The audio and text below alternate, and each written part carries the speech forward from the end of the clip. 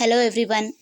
आप सभी का एक बार फिर से मैं आपके अपने YouTube channel BP smart education पर हार्दिक स्वागत और अभिनंदन करती हूं। आज है वो हम रीट मेंस 2022 यानी कि थर्ड ग्रेड जो भर्ती परीक्षा 2022 के अंदर हुई थी उससे संबंधित शैक्षिक परिदृश्य में 7 पारियों के अंदर है वो क्वेश्चन है जो पूछे गए थे, उन्हें एक एक कर है वो हम डिस्कस करने वाले हैं। तो सबसे पहले है वो हम लेवल 1 की है वो बात करेंगे। तो आज का जो हमारा फर्स्ट क्वेश्चन है जो फर्स्ट पारी में पूछा गया था वो है कि विद्यालय प्रबंधन समिति के कुल सदस्यों में से कम सदस्य माता पिता या अभिभावकों में से होने चाहिए।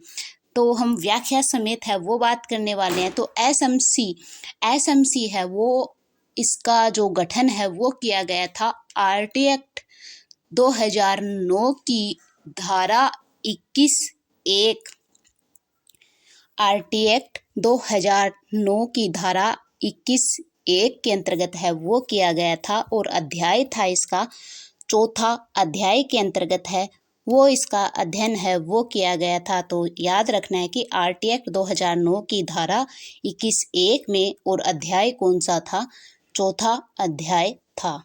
अगर हम राजस्थान स्तर पर है वो करें आरटी एक्ट के अंदर, तो इसका जो राजस्थान में अध्याय 2 और धारा थी 2, 4 और 5 के अंतर्गत है वो इसका जो अध्ययन है वो किया जाता है आरटी एक्ट 2009 में। तो किया जाता है धारा 21(1) में अध्याय 4 में, लेकिन राजस्थान स्तर पर है वो आरटी एक्ट की बात करें तो अध्याय 2 में है वो इसको वर्णित किया गया है धारा 3, 4, 5 के अंदर। और इसके अंदर है वो सदस्य रखे गए हैं 16 सदस्य है वो एसएमसी में होने चाहिए और 75% है वो माता पिता या अभिभावक है वो होने चाहिए। यानी कि अगर हम बात करें कि 16 सदस्य में से 75% माता पिता और अभिभावक होंगे तो इसका आंसर है वो आ जाएगा हमारे पास डी नंबर ऑप्शन 3/4, यानी 75% है वो माता पिता या अभिभावक है वो होने चाहिए। यही हमसे पूछा था। और इसमें से भी क्या होने चाहिए कि 50% है वो महिलाएं हैं वो होनी चाहिए। यानी कि अगर हम परसेंट की बात 50% अगर महिलाएं हो गई तो 16 यानी 8 महिलाएं हैं वो कम से कम है वो होनी चाहिए। कम से कम कितनी महिलाएं होनी चाहिए, वो होनी चाहिए 8 महिलाएं हैं वो कम से कम होनी चाहिए। और एक बात और ध्यान में रखनी है कि इसका जो गठन है वो किया जाता है 14 अगस्त से पहले है वो इसका गठन है वो होता है 14 अगस्त से पहले एसएमसी है वो गठित होती है और इसका अध्यक्ष है वो होता है माता पिता या अभिभावकों को है वो इसका अध्यक्ष है वो रखा गया है। तो इम्पोर्टेंट बात है वो वापस रिपीट करती हूँ कि एसएमसी है वो आरटी एक्ट 2009 में धारा 21(1) में अध्याय 4 है और राजस्थान के अंदर है दूसरा अध्याय है 3, 4, 5वां में है। और जो 75% है वो माता पिता या अभिभावक होंगे, कम से कम 8 महिलाएं होंगी और 50% महिलाएं होंगी और 14 अगस्त को है वो ये गठित होगी और इसका जो अध्यक्ष है वो होगा अभिभावक या माता पिता को है वो इसका अध्यक्ष है वो नियुक्त किया गया है। और एक बात और कि इसका जो गठन है वो प्रतिवर्ष है वो इसको गठित है वो किया जाता है और 14 अगस्त से पहले है वो एसएमसी है वो गठित होती है। अगर क्वेश्चन है वो पसंद आ रहा है तो आप लाइक करें, शेयर करें और सब्सक्राइब है वो चैनल को करें। तो सेकंड क्वेश्चन है आज का हमारा कि शैक्षिक अनुप्रयोग में विषय वस्तु किस प्रकार की होनी चाहिए। तो इस विषय वस्तु के गुण है अगर वो हम देखें तो विषय वस्तु के गुण है वो होंगे कि उद्देश्य पूरक है वो सबसे पहले होनी चाहिए, फिर सरल से जटिल की तरफ है वो होनी चाहिए और एक और बात मूर्त से अमूर्त होनी चाहिए। तो सबसे पहले बात करेंगे उद्देश्य पूर्वक है वो होनी चाहिए। सरल से जटिल है वो होनी चाहिए विषय वस्तु, यानी सरल सिखाए फिर जटिल की तरफ ले जाए, और मूर्त से अमूर्त की तरफ है वो विषय वस्तु है वो होनी चाहिए। मूर्त से अमूर्त की तरफ है वो विषय वस्तु है वो होनी चाहिए। तो हमारे पास आंसर आ जाएगा सरल से जटिल की तरफ है वो होनी चाहिए। बाकी के जो तीनों ऑप्शन हैं वो हो जाएंगे खंड। निरुद्देश्य नहीं हो सकती, जटिल से सरल नहीं हो सकती, और सीखने में अधिक समय लगाने वाली तो बिल्कुल नहीं हो सकती। तो अगला क्वेश्चन है कि ऐसे बालक जो अनुसूचित जाति, अनुसूचित जनजाति अथवा सामाजिक व शैक्षिक पिछड़े वर्ग से संबंधित है उन्हें परिभाषित किया गया। तो ये क्वेश्चन है वो डिलीट किया गया था और इसके अंदर है वो बोनस मिला था। अगला क्वेश्चन है कि समग्र शिक्षा अभियान के अंतर्गत खंड स्तर पर सर्वोच्च पदाधिकारी कौन है। तो सबसे पहले है वो हम बात करेंगे समग्र शिक्षा अभियान की। समग्र जो शिक्षा अभियान है वो ये लागू किया गया था 1 अप्रैल 2018। कब किया गया था? समग्र शिक्षा अभियान है वो लागू किया गया था 1 अप्रैल 2018 को है वो समग्र शिक्षा अभियान है वो ये लागू किया गया था।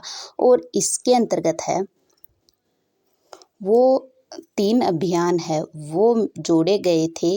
एक तो जोड़ा गया था सर्व शिक्षा अभियान, सर्व शिक्षा अभियान। दूसरा जोड़ा गया था इसके अंदर राष्ट्रीय माध्यमिक शिक्षा अभियान, सर्व शिक्षा अभियान, राष्ट्रीय माध्यमिक शिक्षा अभियान।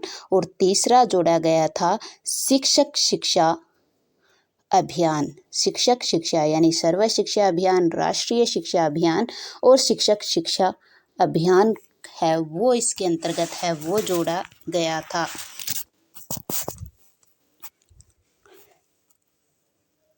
तीन अभियान से मिलकर है वो बना था समग्र शिक्षा अभियान। और ये लागू कब किया गया था? 1 अप्रैल 2018 को। और समग्र शिक्षा अभियान एक चलाया गया था समग्र शिक्षा अभियान 2.0। तो ये 2021 के अंतर्गत है वो इस कार्यक्रम को है वो चलाया गया था 2021 को। और जो समग्र शिक्षा अभियान है वो इसका संचालन है वो किया जाता है स्कूल शिक्षा परिषद के द्वारा है वो इसका संचालन है वो किया जाता है। खंड स्तर पर अगर हमें पूछा है क्वेश्चन में तो खंड स्तर पर है वो इसका संचालन है वो करता है CBO। तो डी नंबर जो ऑप्शन है वो आ जाएगा इसके अंदर। और पंचायत स्तर पर है PO है वो करता है। जिला स्तर पर है वो कहता है DO।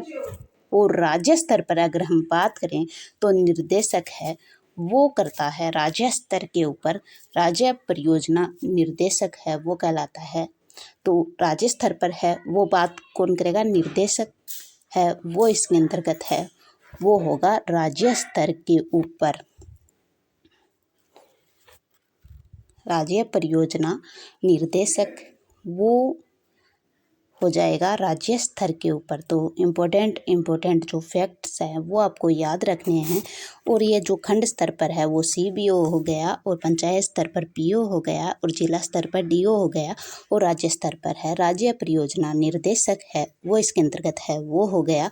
और समग्र शिक्षा अभियान है वो 1 अप्रैल 2018 को है वो लागू किया गया था। और समग्र जो सर्व शिक्षा अभियान 3 अभियान से मिलकर है वो ये बना था सर्व शिक्षा अभियान, राष्ट्रीय शिक्षा माध्यमिक शिक्षा अभियान और शिक्षक शिक्षा अभियान। चलते हैं अगले क्वेश्चन की तरफ कि राजीव गांधी डिजिटल योजना किस वर्ष शुरू हुई। तो राजीव गांधी जो डिजिटल योजना है ये शुरू हुई थी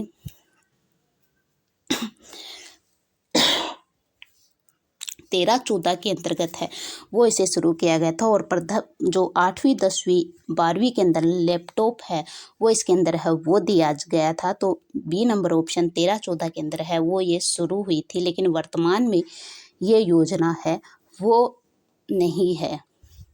तो आपको बस इतना याद रखना है कि 8वीं 10वीं के अंदर है वो लैपटॉप है वो प्रदान किया गया जाता था। तो चलते हैं अगले क्वेश्चन की तरफ कि सही विकल्प है वो हमें चुनना है कि अधिगम क्या है। तो अधिगम है वो सीखना, सीखने का मतलब है वो हो गया कि व्यवहार में परिवर्तन है वो होना है, वो कहलाता है अधिगम। तो ए ऑप्शन है सक्रिय प्रक्रिया है, बी ऑप्शन है सक्रिय व निष्क्रिय प्रक्रिया है, और सी ऑप्शन है निष्क्रिय प्रक्रिया शांत रहना, यानी शांत रहना नहीं होती, निष्क्रिय नहीं होती। तो ए नंबर ऑप्शन है वो इस क्वेश्चन में राइट हो जाएगा। सक्रिय प्रक्रिया है, अधिगम क्या है, एक सक्रिय प्रक्रिया है वो इसके अंदर। चलते हैं अगले क्वेश्चन की तरफ कि राजस्थान आरटीई अधिनियम में कितने भाग एवं कितनी धाराएं हैं। तो अगर हम केंद्र स्तर पर आरटी एक्ट की बात करें तो केंद्र सरकार के अंदर है वो जो आरटी एक्ट है इसके अंदर है वो 7 अध्याय हैं और 38 धारा है वो इसके अंदर है। वो है 7 अध्याय और 38 धारा है वो इसमें है, और साथ ही साथ एक अनुसूची भी इसके अंदर है। वो है 7 अध्याय 38 धारा और एक अनुसूची है वो इसके अंदर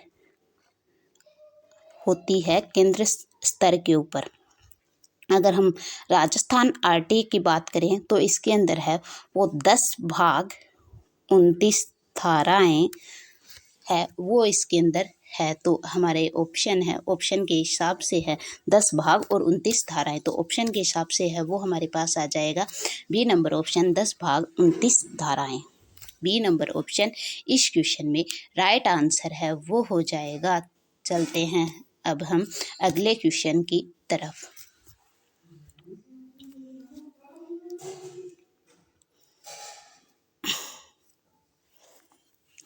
अगला क्वेश्चन है कि निःशुल्क और अनिवार्य शिक्षा अधिनियम 2009 आयु वर्ग के बालकों को निःशुल्क और अनिवार्य शिक्षा को सुनिश्चित करता है।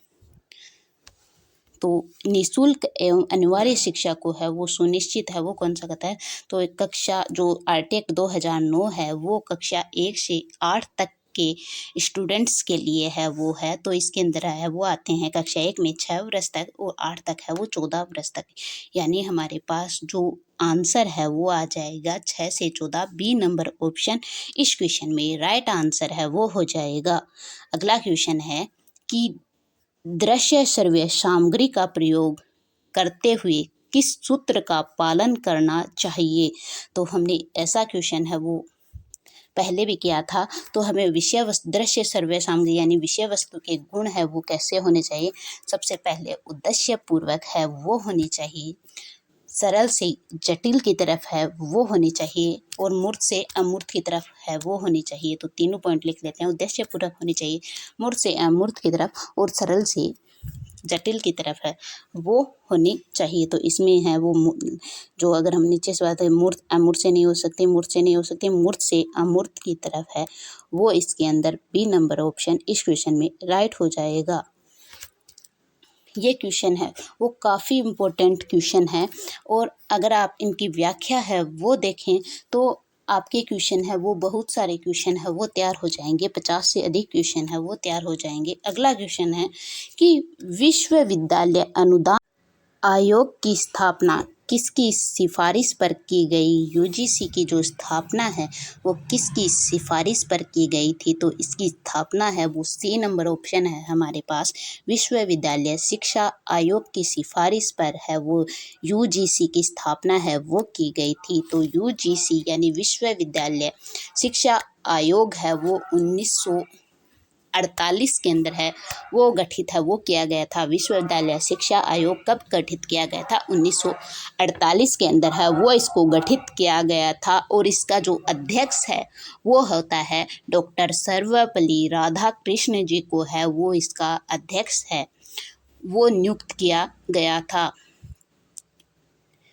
और एक बात है वो और याद रखनी है कि इस आयोग को है वो राधा कृष्ण आयोग भी है वो कहा गया है, यानी विश्वविद्यालय शिक्षा आयोग की स्थापना 1948 के अंदर है वो ही हुई थी और इसका अध्यक्ष है वो राधा कृष्ण जी को है वो नियुक्त है वो किया गया था। और यूजीसी की स्थापना है वो विश्वविद्यालय शिक्षा आयोग की सिफारिश पर की गई थी। अगला क्वेश्चन है कि अगर एक उच्च प्राथमिक विद्यालय में कुल 130 विद्यार्थी नामांकित है तब सरकार द्वारा उस विद्यालय में कितने अध्यापकों के स्वीकृत पद है वो होंगे। तो हमें याद रखना है ये आंकड़ा कि 60 तक है वो 2 होने चाहिए शिक्षक। फिर अगर हम बात करें कि 60 से 90 तक है वो 3 शिक्षक है वो होने चाहिए। 60 तक 2, 60 से 90 तक 3। फिर आगे हम बात करें तो 91 से 120 तक है वो शिक्षक है वो होने चाहिए 4 शिक्षक।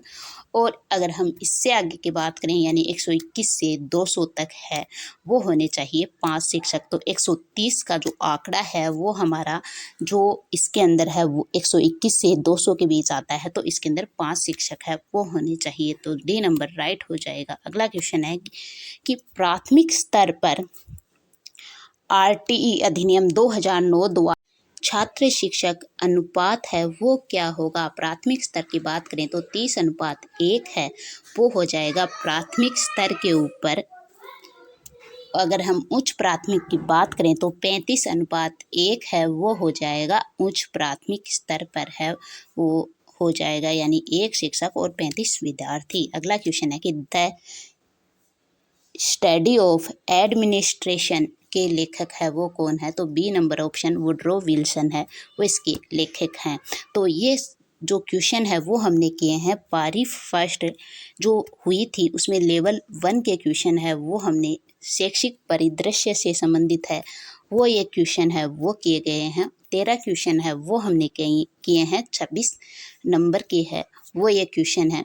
कल हम बात करेंगे जो पारी 1 के अंदर जो पारी जो 2 हुई थी उसमें लेवल 1 से संबंधित क्वेश्चन ये है वो हम करने वाले हैं। तब तक के लिए आप सभी को धन्यवाद। अगर चैनल पर नए हैं तो चैनल को सब्सक्राइब करें, लाइक करें।